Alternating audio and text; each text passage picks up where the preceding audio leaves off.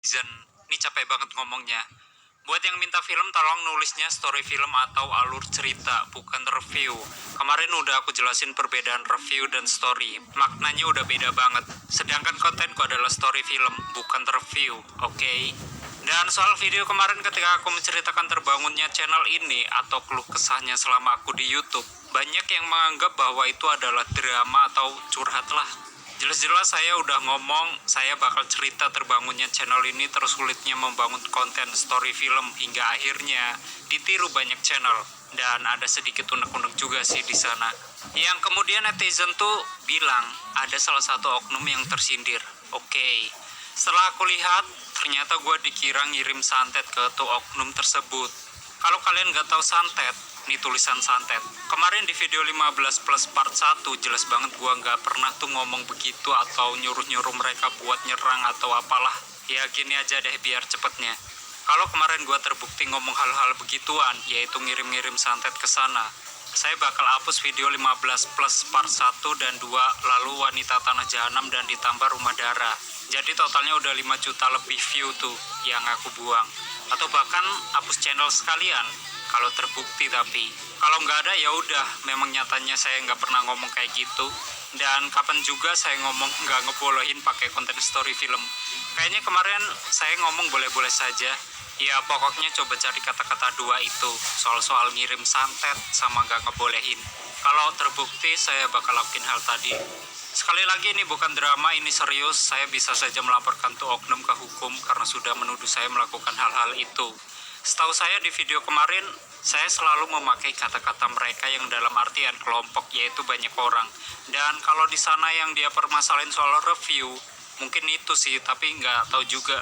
Di sana saya hanya memberitahu ke channel yang pakai konten story film agar mereka jangan memakai judul review. Karena ketika aku tonton videonya masih banyak yang subnya mulai dari ribuan, puluhan ribu, atau ratusan ngasih judulnya review, tapi isinya alur cerita. Soalnya, hal itu akan berpengaruh ke reviewers film Indo. Trafik pencarian di YouTube-nya nanti terganggu dan kalian gak sengaja ngambil pasar mereka. Jadi tuh oknum bisa saya tuntut 2 pasal. Yang pertama pasal 27 ayat 3 UU ITE akibat pencemaran nama baik dengan hukuman 4 tahun penjara atau denda 750 juta. Dan yang kedua pasal 28 ayat 2 UU ITE akibat dengan sengaja dan tanpa hak menyebarkan informasi yang menimbulkan kebencian atau permusuhan dengan hukuman 6 tahun penjara dan denda 1 miliar. Dan buktinya udah ada, dia sendiri yang buat. Di sana apa yang dia ucapkan amat sangat jauh terbalik dengan video yang saya buat kemarin. Dan saya merasa tidak melakukan hal-hal tersebut. Dan kalau aku melakukan itu, mana buktinya? Dan kalau udah begitu, tuh oknum mau ngomong-ngomong drama gitu. Emang lo kira saya Raja Leonidas apa bisa ngerain pasukan anjay? Ya pokoknya buat masalah itu saya nggak tahu apa-apa kok, tahu-tahu dia buat petisi begituan dan yang lainnya. Ya mungkin dia salah tangkap karena ulah-ulah netizen. Ya pada dasarnya emang cuman oknum itu doang yang pakai konten story film, terus dia tersinggung dan buat petisi begituan. Entahlah. Terus dari kalian ada yang bilang juga konten story film nyontek dari kreator luar negeri. Ya silakan cek aja, tulis pakai kata-kata story film di trafik pencarian YouTube. Hasilnya yang keluar apa? Udah kan, trafik nggak bakal bohong. Dan buat netizen, tolonglah jangan hate orang. Masalahnya apa? Saya yang kena. Dah gitu aja. Jadi soal-soal begituan saya balikin ke netizen gimana nanggepinnya. Aku rarti opo-opo, aku cuman mau ngasih pengalamanku. Dan saya peringatin lagi nih terakhir, buat subscriberku nggak usah hate orang. Ingat, jangan nakal, oke? Langsung ke film dan ini permintaan dari kalian. Yang gua baca yang minta story film aja ya. Soalnya yang minta review nggak gua tanggepin karena ya pembawaannya beda. Jadi banyak yang minta film horor trilogi Kuntilanak dari tahun 2006 sampai 2008. Oleh karena itu langsung kita mulai dari part 1 yaitu Kuntilanak 2006. Yang dimana film ini akan menceritakan seorang wanita yang tiba-tiba mendapatkan sebuah kekuatan super dan dapat mengendalikan kuntilanak. Wow. Jadi bagaimana kisah perempuan tersebut? Bila kalian penasaran dengan storynya, simak video ini sampai habis dan intro. Ini negara hukum, kenapa tidak rukun? Semua lunas terbayar, mesti uang yang mendukung. Politik, sulap menyulap, jadi polusi. Soal suap menyuap, sudah jadi tradisi. Republik sinting, terlalu banyak linting. Hak asasi manusia musnah diterpa angin.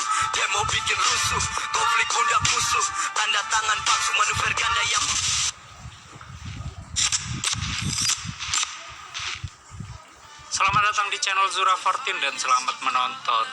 Cerita diawali oleh seorang perempuan yang bernama Samantha atau bisa dipanggil Semi. Di sini dia sedang mimpi buruk yang kemudian tiba-tiba terbangun.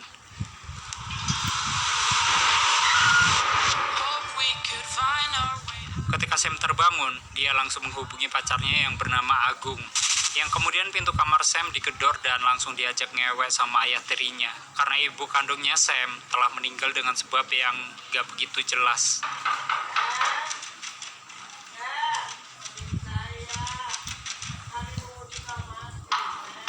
Karena terus-terusan diganggu sama ayah tirinya, Sam memutuskan untuk ngekos di suatu tempat. Ketika ingin menuju ke kosan, dia bertanya tentang keberadaan kosan yang ingin dijumpai Sam ke warga. Lalu warga pun memberitahu bahwa kosannya dekat sama kuburan. Dan mereka juga ngasih tahu kalau ketika ngelewatin kuburan, di sana kan ada pohon besar. Nah, si Sam ini nggak boleh lihat ke arah pohon itu, soalnya udah tradisi di sana kata warganya. We need to turn our pages, sharpen our pencils, it's hard again. The colorful feelings so washed out. Kemudian saya menuju ke bangunan tua yang dekat sama kuburan dan gak pernah diurus kayaknya. Kemudian Sam langsung bertemu dengan pemilik kos yang bernama Bu Yanti. Yang kemudian Bu Yanti mengajak Sam untuk berkeliling di kosan tersebut. Dan Sam melihat sebuah foto tentang kosan ini. Dulunya merupakan sebuah mes untuk para pekerja yang bekerja di pabrik batik yang bernama Mangkujiwo. Kemudian Sam diajak ke tangga dan menemui lukisan dari Raden Doro Ayu Sri Sukma Rahimi Mangkujiwo, yaitu cucu dari Panembahan Sakti Mangkujiwo, yang merupakan pemilik pabrik batik Mangkujiwo tersebut. Lalu Sam bertemu dengan salah satu perempuan di kosan tersebut dan dia bernama Dinda. Dinda, Sam, Setelah bertemu Dinda, Bu Yanti mengajak Sam berkeliling lagi dan di lantai 2 kosan tersebut ada sebuah ruangan yang dikunci rapat dan Bu Yanti mengingatkan Sam agar tidak memasuki tempat tersebut. Kemudian Sam diantarkan ke kamarnya dan sekaligus Sam meminta izin untuk meminta kunci depan. Soalnya Sam kan kuliahnya malam. Di sini kamar yang didapatkan Sam ternyata kamar yang paling spesial. Soalnya ukurannya paling besar dari kamar-kamar yang lain dan ditambah mewah. Lalu Sam melihat sebuah cermin yang agak aneh. Dan Ibu Yanti mengatakan bahwa cermin itu adalah cermin antik Mangkujiwo. Cermin itu cuma ada 4 di kosan itu. Yang kemudian saya mengatakan, sayang ya, dari sini nggak bisa ngeliat pohon angker dekat kuburan. dan Ibu Yanti pun langsung menjawab bahwa Sam jangan terlalu percaya dengan omong-omongan warga di sana. Katanya kuntilanak tuh hanya mitos untuk nakut-nakutin anak kecil pada zaman dahulu. Lalu saya mengatakan, Loh, tadi katanya kuntilanak nggak ada. dan Ibu Yanti pun menjawab bahwa kuntilanak bisa dipanggil dengan tembang lagu Lengser Wengi. Lengser wangi, seliramu tumake.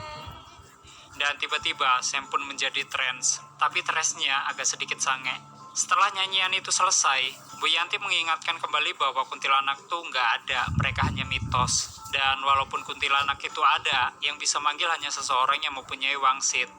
Yang bisa manggil kuntilanak itu cuman yang punya wangsit.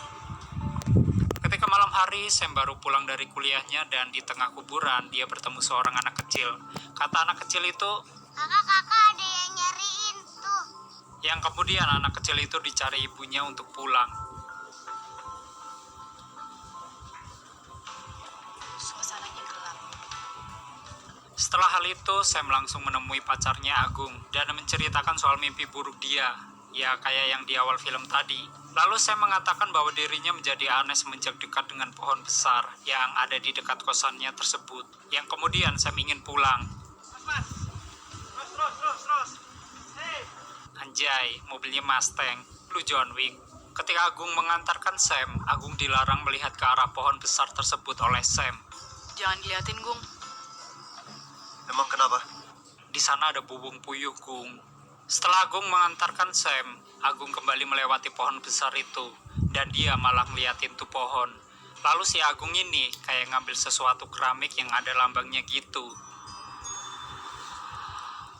Next day, saya menemui Ibu Yanti untuk membayar uang kos. Lalu Ibu Yanti mengingatkan bahwa kursi, ya itu yang dipegang Bu Yanti pokoknya. Katanya Bu Yanti kursinya nggak boleh menghadap ke pojokan tembok, katanya Pak Mali.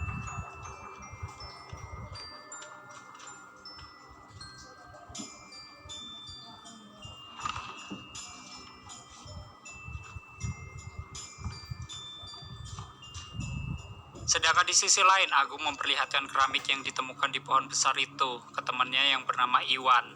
Katanya keramik itu berkaitan soal hal-hal mistis gitu.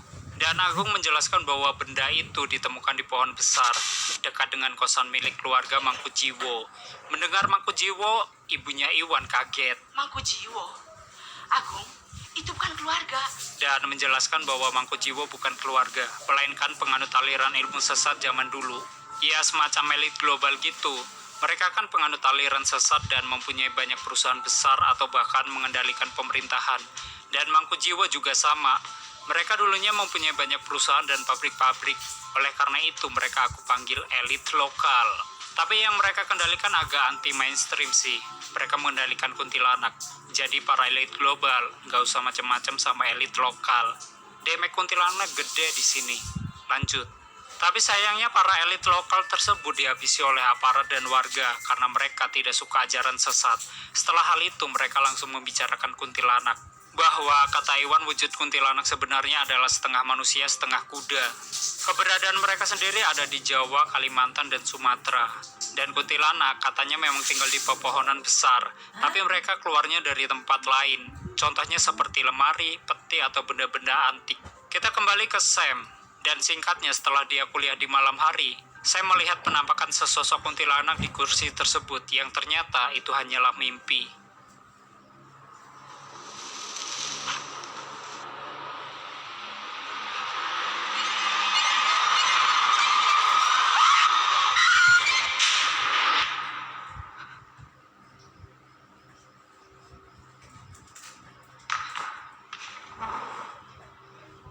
Tiba-tiba mendengar kebisingan di kamar sebelah.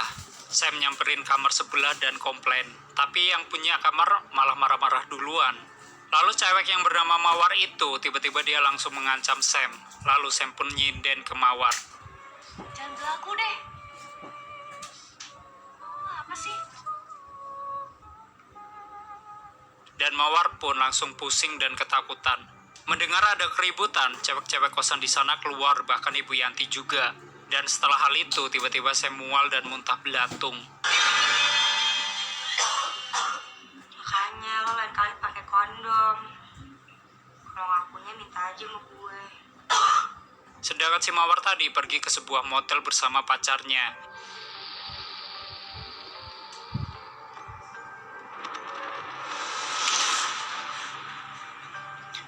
Ketika masih tidur, saya mendengar sesuatu dan dia menemukan hal-hal janggal yang kemudian tanpa sengaja, dia melihat sesosok penampakan dan Sam pun mengikutinya.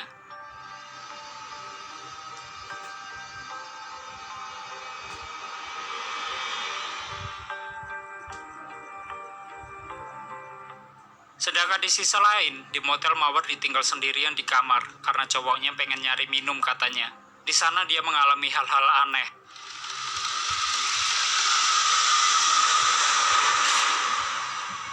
Yang kemudian kipas yang berada di atasnya nyala sendiri. Lalu kipas itu terlepas dan mengenai leher Mawar.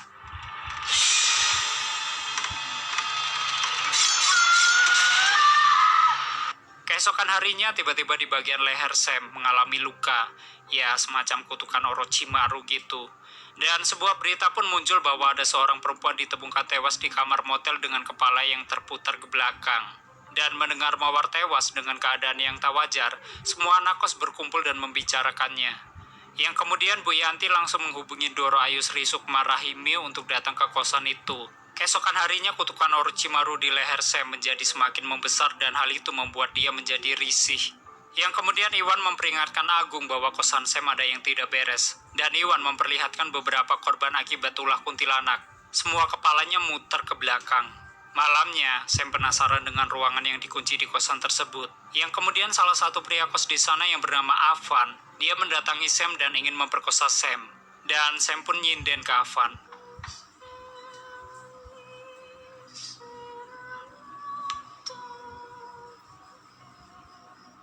Setelah Sam nyinden, tiba-tiba Avan trans dan hidungnya mengeluarkan darah. Yang kemudian dia pun ketakutan.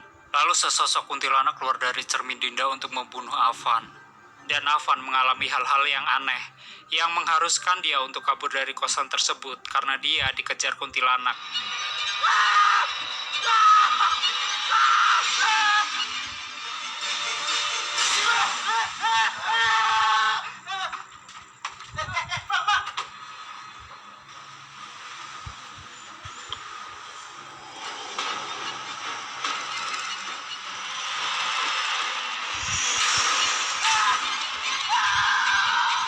Yang pada akhirnya Avan mati dengan mengenaskan. Keesokan harinya Doro Ayu Sri Sukma Rahimi mendatangi kosan tersebut untuk menemui Ibu Yanti. Dan Bu Yanti menjelaskan banyak hal yang terjadi di kosan itu. Ya, seperti bocah kos yang mati secara tiba-tiba. Karena sebenarnya hal itu adalah ulah Bu Yanti yang sembarangan nyinden lengser wengi sembarangan. Dan akibat sindenan itu, ya si Sam dapat sebuah wangsit atau kekuatan super gitu. Soalnya dia bisa mengendalikan kuntilanak. Yang kemudian Doro Ayu Sri Sukma Rahimi ingin melihat wujud Sam. Doro Sukma Rahimi pun menemui Sam dan menyapanya. Dan tiba-tiba Agung datang untuk menjemput Sam. Setelah Agung menjemput Sam, Agung mengajak Sam untuk menemui Iwan dan membicarakan hal-hal aneh yang dialami Sam. Lalu Sam menemukan sebuah buku yang bertuliskan Mangkujiwo. Dan di sana Sam melihat gambaran wujud kuntilanak dan sebuah tulisan Seng Kuat Seng Melihara. Setelah melihat hal itu, Sam buru-buru pergi dari rumah Iwan. Yang pada akhirnya Agung mengejar Sam dan mereka berantem. Ketika mereka berantem, tanpa sengaja Sam nyinden ke Agung dan Agung pun mengalami trance.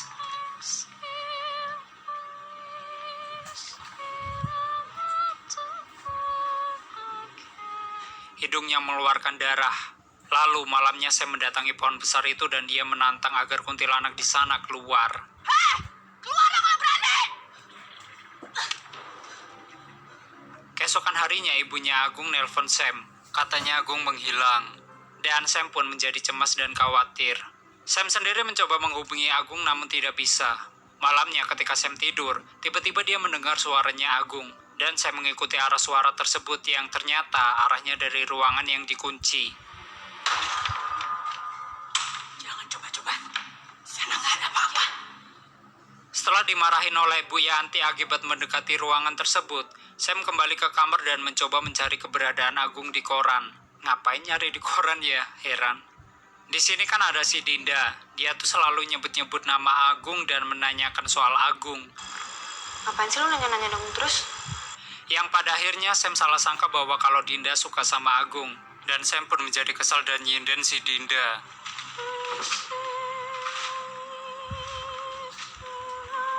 Apa sih lo? Dan tiba-tiba hidung Dinda mengeluarkan darah dan Sam pun mengingatkan Dinda agar pergi dari tempat itu. Ketika Dinda mandi, Dinda didatangi sesosok kuntilanak yang kemudian Dinda dibunuh oleh kuntilanak tersebut.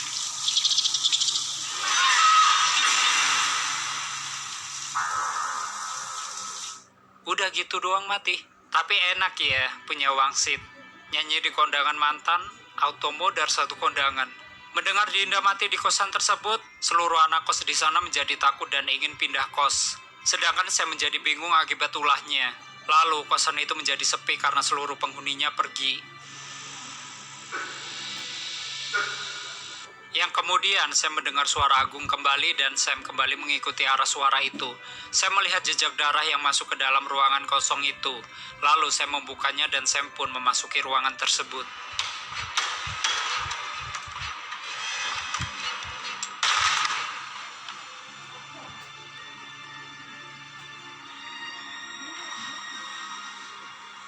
Di dalam ruangan itu terdapat banyak sekali toples yang berisi darah dan organ manusia. Yang kemudian Sam pun menemukan Agung dalam keadaan mengenaskan dan ketakutan.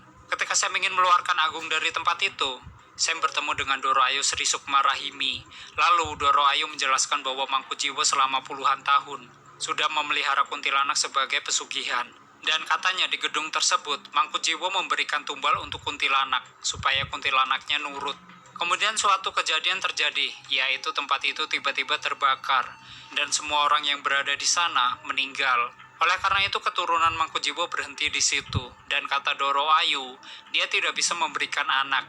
Oleh karena itu, udah nggak ada lagi yang bisa meneruskan wangsit untuk memanggil kuntilanak. Tapi ternyata Sam mempunyai bakat untuk memanggil kuntilanak. Bakatnya nggak ada akhlak anjir. Kemudian Doro Ayu menjelaskan kembali bahwa kekuatan yang dimiliki Sam amat sangat besar. Apapun yang diinginkan Sam bisa langsung terkabul atau bahkan orang yang mengganggu Sam akan langsung mati seketika. Lalu Sam dipengaruhi oleh Doro Ayu dan Sam pun menjadi tren sambil nyinden dan ingin membunuh Agung. Tapi di sini Agung terus menyadarkan Sam dan Sam pun tersadar. Setelah Sam sadar, Doro Ayu mencoba nyinden ke Sam dan Sam pun ikut nyinden juga. Jin setan kang tak utusi. Ya semacam battle audisi nyanyi gitu. Tapi di sini kekuatan Sam lebih besar dan Doro Ayu pun kalah. Lalu Doro Ayu meminta ampun ke Sam agar jangan dia bunuh. Yang kemudian Doro Ayu meminta agar Sam memecahkan semua cermin Mangku Jiwo. Soalnya kuntilanak keluar dari situ. Dan ketika kuntilanak itu ingin keluar dari kaca, Sam pun mulai memecahkan beberapa kaca yang berada di kosan itu.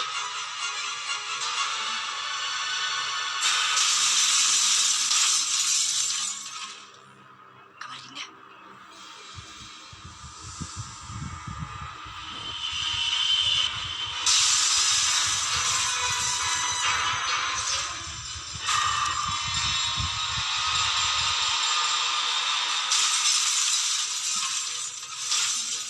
Udah kayak Samara aja, tapi Samara keluarnya dari TV dan smartphone. Waktu Sam ingin memecahkan cermin terakhir, ternyata Sam terlambat dan kuntilanak itu berhasil keluar. Yang kemudian kuntilanak itu menghantui Sam.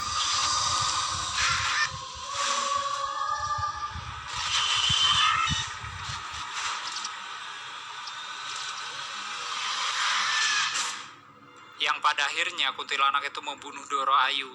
Dan setelah membunuh Doro Ayu, kuntilanak itu mengeluarkan minion-minionnya agar Sam bisa ditarik masuk ke kaca.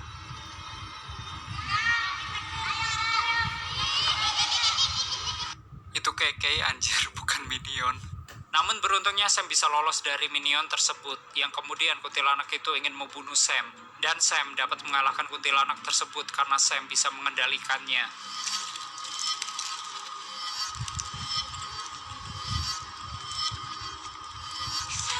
Don't wanna be the one holding you down.